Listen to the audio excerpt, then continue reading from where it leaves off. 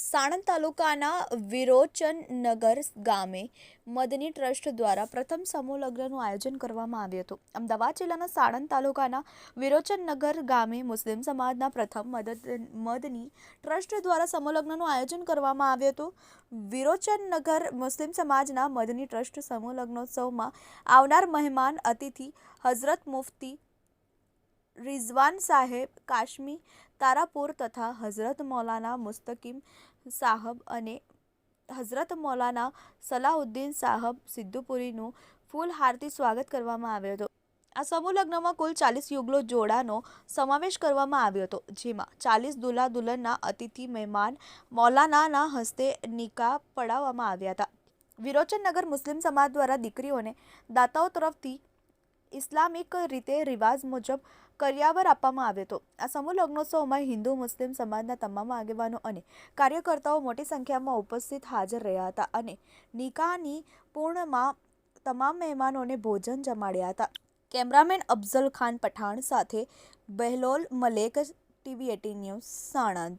मेरा नाम मौलाना मुस्तकीम है। मैं सरखेज अहमदाबाद में रहता हूँ। सईदा सकीना मस्जिद के अंदर ख़तीब हूँ। अल्हम्दुलिल्लाह यहाँ विरोचन नगर में जो समूह हुआ देखकर बहुत खुशी हुई माशाअल्लाह, और पूरे गांव ने बड़ी मोहब्बत के साथ, बड़ी उत्साह के साथ समूह लगन के प्रोग्राम को पूरा किया। बार बार ये प्रोग्राम होता रहे, कोई इंतजार भी नहीं हुआ। बड़ी मोहब्बत यहाँ देखी, लोगों में बड़ी सादगी देखी, लोगों ने बड़ा प्यार देखा।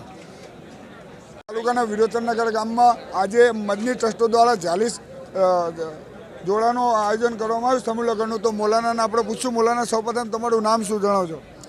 मारू नाम मुफ्ती रिजवान तारापुरी है। हूँ अमदावाद सरखेजनी अंदर मदरेसानो प्रिंसिपल छूँ। अमे आज विरोचननगर गामे समूह लगननी अंदर अमे लोको आज शरीक थवानो अमने मौको मळ्यो।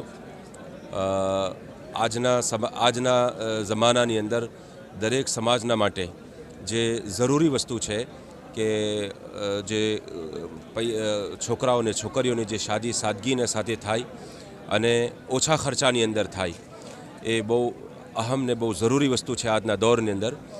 તો વિરોચનનગરના મુસ્લિમ સમાજના લોકોએ આ વિચાર કર્યો અને આ વિચાર કરીને એની ઉપર અમલ કર્યો। 40 જોડાઓએ આજે શાદી કરી ને દુલ્હા દુલ્હન આપસની અંદર એ લોકોના નિકાહ થયા।